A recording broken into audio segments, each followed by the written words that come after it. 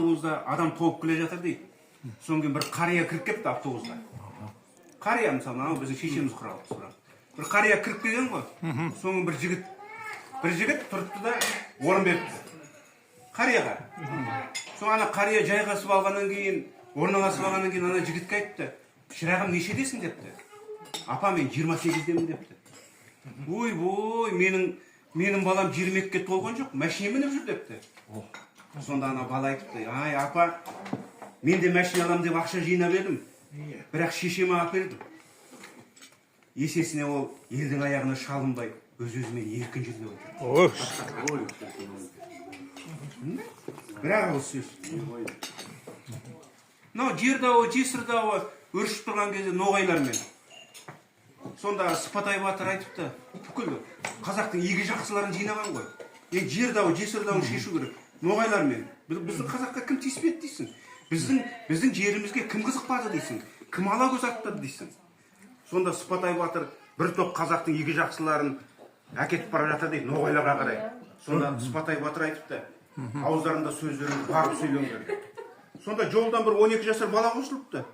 Аға, мені дала кетіңіз, бір кереңізге жарармын депті. Алып кетті дейді. Сонда ноғайлардың территориясына кірген кезде, ноғайлар атпен шыққан кезде қазақтарға айтыпты. Ассалаумағалейкум ақтабандар депті. Қазақтарға. Сол кезде жауап жоқ дейді қазақтар жағынан. Сонда жаңағы 12 жасар бала, уағалейкум ассалам, өлігін сұрғып сақтағандар деп айтты. Сонда ноғайлар қыстың күні адам өлсе, жерлемейді екен көктемде. Сонда көрдің ме қалай табу керек сөзді. Сонда анау, көрдің ме қалай? 12 жасар бала қалай айтты? Уағалейкум ассалам, өлігін сұрғып сақтағандар. Сен 12 жасар баланы қазір қырдайған мәгеде жүрші? Ол неге барғанын ұмытып қалады. Керемет. Кешегі Әлімхан Ермековтер 8 сағат Ленинмен салғыласып, қазақтың территориясын қартаға түсірді. 28 жасында. Сонда Ленин Сверлов қазбандайды дейді. Кешкі тамақты ішпесек, мына қазақтар Москваны алып қойыпты. Сен 28 баланы қойдың кезегіне жіберші, 28 жасар жігітті. Кешке шейін тақымыңды қысып отырсың, әкеңнің аузына елдің балын түгел әкелемін, түгел әкелмеймін. 28 жасында. Сонда Ахмет Байтұрсынов айтады дейді. Әлиханмен салғыласатын бір сақау адвокат пайда болыпты деп айтады дейді. Сонда Ленинді айтып тұр дейді. Әскен, Әлиханмен салғыласатын бір сақау адвокат пайда болыпты деп айтады дейді. Ленинді айтып тұр. Әлімханның Ермековтың 5 қызыл дипломы бар. Ленинде бірде-бір диплом бар. Міне. Білімді бақтың қазығы, білімсіз әлдекімнің азығы дейді. Талайлар бар аузыменен аспанда қайдалатын. Бірақ қолымен қос аяқты соғылмайды. Мына халық жақсыдан айырылса не болады? Сағымдай құбылып, сабындай бұзылып, азып тозып жоғалады деп тұр.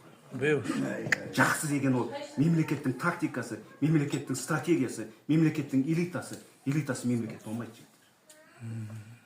Мужчина мечтает об идеальном жене, дейді. И женщина мечтает об идеальном муже, дейді. Но они не поймут, что Всевышний сотворили их, чтобы они дополнили друг друга. Идеальных отношений нет. Есть женская мудрость, и замечать мужские глупости. Есть мужская сила, прощать женские слабости. Хайран айт екен. Қарағайға қарсы біткен пұтақ болғанша, еменге біткен ер пұтақ болсамшы дейді. Бір атадан 6 мәжбін туғанша, 6 кешке, 6 идиот. Бір атадан 5 атадан бір ақылды тусайшы дейді. 5 атадан бір ақылды. Ақылды тусайшы дейді. Ақыл ғой, ең байлық ақыл ғой. Әгі орыстың ұлы ойшылы Михаил Львовтың бір сөзі бар. Чтобы быть мужчиной, мало им родиться, дейді. Чтобы стать железой, мало быть рудой, дейді. Нужно переплавиться, дейді. Развиться как руда и пожертвовать собой, дейді. Ер болу үшін.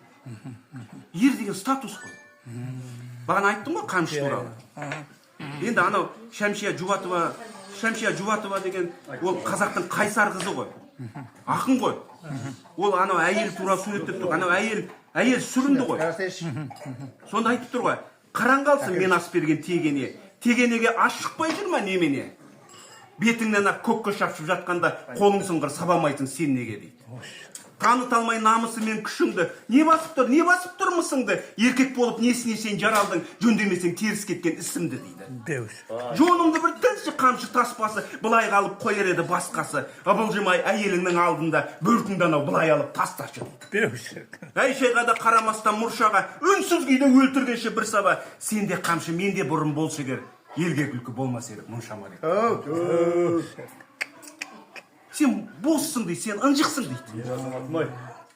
Еркектің мысы деген болады. Жылқыны айғырдың мысы үйіріп тұрады ғой. Егер де айғырдың мысы болмаса, үйір не болады? Бұтырап кетеді, тістегеннің аузында, тартқаның қолында кетеді. Сол жақта еркектің мысы бол керек екен ғой. Әйелдің табиғаты ол еркектің мысын қалай? Қыздардың құлағына алтын сырға. Мысы бар еркектен әйел ешқашанда кетпейді. Мына ынжық, бет алды, әжуа, бет алды, орынсыз қалжың, ол еркектің мысын алып қояды.